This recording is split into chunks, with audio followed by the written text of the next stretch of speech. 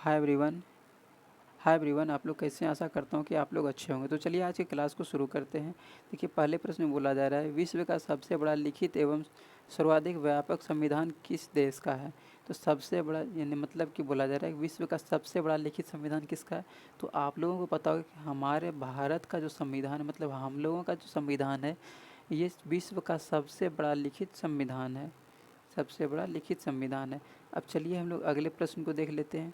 देखिए, अगले प्रश्न में बोला जा रहा है कि भारतीय संविधान कैसा है? तो भारतीय संविधान कैसा है? तो अंशतः कठोर और अंशतः लचीला है। तो चलिए हम लोग ऑप्शन में देखते हैं कहाँ पर है अंशतः कठोर और अंशतः लचीला। तो देखिए ऑप्शन नंबर डी में है अंशतः कठोर और अंशतः लचीला। तो इसका सही आंसर हो जाएगा अंशतः कठोर और अंशतः लचीला। अब चलिए हम लोग अगले प्रश्न को देखते हैं। अगले प्रश्न में बोला जा रहा है, भारत के संविधान में भारत को माना गया है। तो भारत के संविधान में भारत को क्या माना गया है? तो भारत को राज्यों का यूनियन माना गया, मतलब भारत को राज्यों का संघ माना गया है। तो चलिए हम लोग अगले प्रश्न में चलते हैं। देखिए अगले प्रश्न में बोला गया है, भारत की संघीय व्यवस्था किस देश की संघीय व्यवस्था से अधिक समानता रखती है? बोला जा रहा है भारत की संघीय व्यवस्था किस देश की संघीय व्यवस्था से अधिक समानता रखती है? चलिए हम लोग ऑप्शन में देख लेते हैं क्या दिया है। ये प्रश्न क्या था?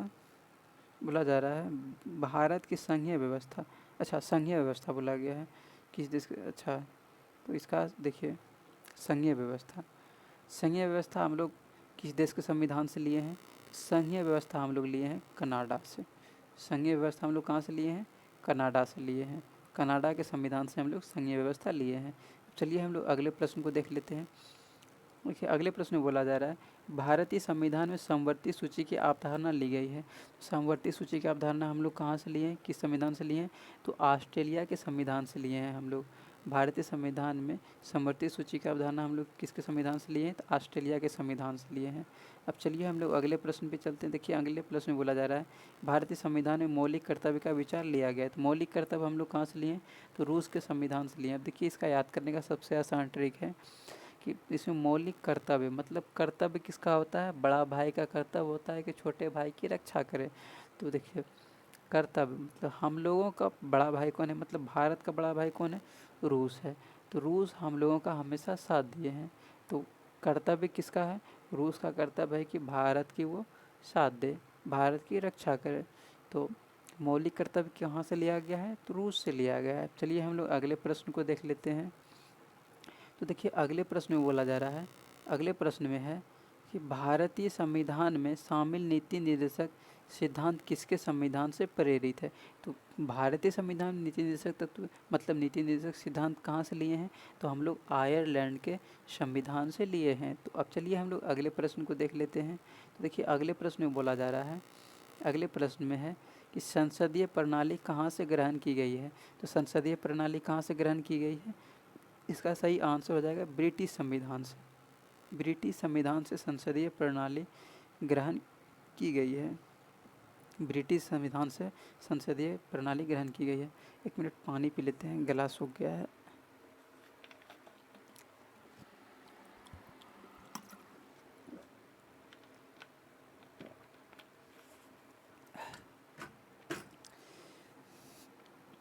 देखिए अगले प्रश्न में बोला जा रहा है,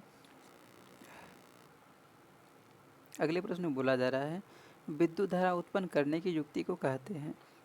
तो विद्युत धारा उत्पन्न करने की युक्ति को हम लोग क्या कहते हैं? तो विद्युत धारा उत्पन्न करने की युक्ति को हम लोग जनित्र कहते हैं। विद्युत धारा उत्पन्न करने की युक्ति को हम लोग जनित्र कहते हैं। जनित्र क्या करता है? तो ये यांत्रिक ऊर्जा को विद्युत ऊर्जा में परिवर्तित करता है। जनित्र विद्युत ऊर्जा यांत्रिक ऊर्जा को विद्युत ऊर्जा में परिवर्तित करता है। अब चलिए हम लोग अगले प्रश्न को देख लेते हैं। तो देखिए अगले प्रश्न में बोला जा रहा है, अगले प्रश्न में है कि ऊर्जा का ऐसा ही मात्रक होता है। तो ऊर्जा का ऐसा ही मात्रक क्या होता है? तो ऊर्जा का ऐसा ही मात्रक आप लोगों को पता होगा जूल होता है। इसका सही आंसर हो जाएगा जूल। अब चलिए हम लोग अगले प्रश्न को देख लेते हैं। देखिए अगले प्रश्न में बोला जा रहा है कि निम्नांकित में से किसका अर्थ जल होता है? किसका अर्थ जल होता है? तो हाइड्रो का अर्थ जल होता है। इसका सही आंसर हो जाएगा हाइड्रो। अब चलिए हम लोग अगले प्रश्न को देख लेते हैं। देखिए अगले प्रश्न में बोला जा रहा है, अगले प्रश्न में है कि निर्वात में प्रकाश की चाल होती है। निर्वात में प्रकाश की चाल कितनी होती है? निर्वात में प्रकाश की चाल 3 × 10⁸ मीटर प्रति सेकंड होती है। इसका सही आंसर हो जाएगा 3 × 10⁸ मीटर प्रति सेकंड, ये 8 पावर में है। अब चलिए हम लोग अगले प्रश्न को देख लेते हैं। देखिए अगले प्रश्न में बोला जा रहा है परावर्तन के नियम से निर्धारित होता है। तो आप लोगों को पता होगा परावर्तन का नियम में क्या होता है। इसमें होता है आपतन कोण I बराबर परावर्तन कोण R। इसका सही आंसर हो जाएगा ऑप्शन नंबर ए, आपतन कोण I बराबर परावर्तन कोण R। अब चलिए हम लोग अगले प्रश्न को देख लेते हैं। देखिए अगले प्रश्न में बोला जा रहा है, अगले प्रश्न में है बैटरी से किस प्रकार की धारा प्राप्त होती है। तो बैटरी से किस प्रकार की धारा प्राप्त होती है? तो बैटरी से सिर्फ और सिर्फ दिष्ट धारा प्राप्त होती है। इसका सही आंसर हो जाएगा दिष्ट धारा। अब चलिए हम लोग अगले प्रश्न को देख लेते हैं। देखिए अगले प्रश्न में बोला जा रहा है दाढ़ी बनाने में किस प्रकार के दर्पण का उपयोग किया जाता है। दाढ़ी बनाने में किस प्रकार के दर्पण का उपयोग किया जाता है? तो अवतल दर्पण का उपयोग किया जाता है। इसका सही आंसर हो जाएगा अवतल दर्पण। अब चलिए हम लोग अगले प्रश्न को देख लेते हैं। तो देखिए अगले प्रश्न में बोला जा रहा है, अगले प्रश्न में है कि विभवांतर का एसआई मात्रक क्या है। तो विभवांतर का एसआई मात्रक क्या होता है? तो विभवांतर का एसआई मात्रक वोल्ट होता है। इसका सही आंसर हो जाएगा वोल्ट। अब चलिए हम लोग अगले प्रश्न को देखते हैं। देखिए अगले प्रश्न में बोला जा रहा है प्रकाश के आवर्तन के कितने नियम हैं। तो आप लोगों को पता होगा कि प्रकाश के आवर्तन के 2 नियम हैं। अब चलिए हम लोग अगले प्रश्न को देख लेते हैं।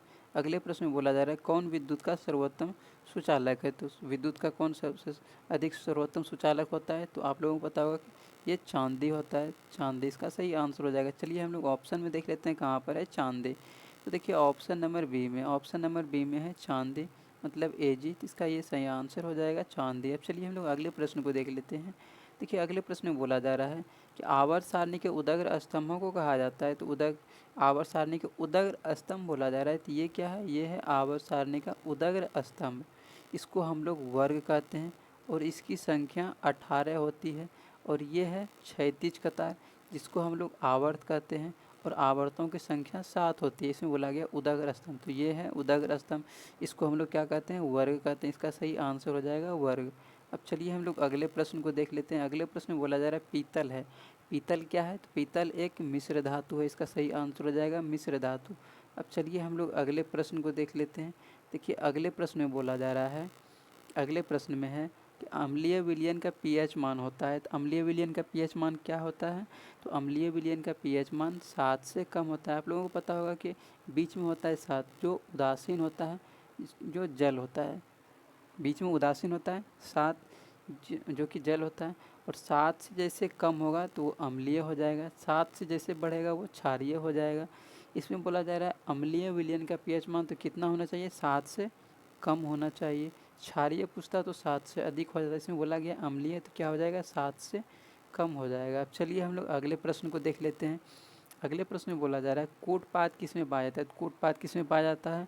तो ये अमीबा में पाया जाता है। अब चलिए हम लोग अगले प्रश्न को देख लेते हैं।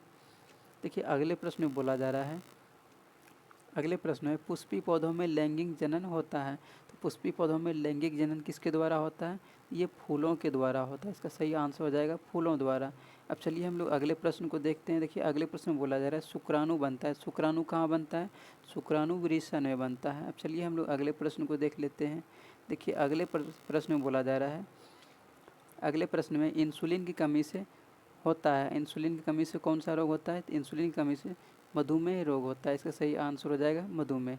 अब चलिए हम लोग अगले प्रश्न को देख लेते हैं। देखिए अगले प्रश्न में बोला जा रहा है आधुनिक आवर्त सारणी में वर्गों की कुल संख्या कितनी है। तो आधुनिक आवर्त सारणी में वर्गों की कुल संख्या कितनी है? तो वर्गों की कुल संख्या 18 है। लेकिन ये अगर आवर्त पूछता है तो आवर्तों की संख्या 7 होती है।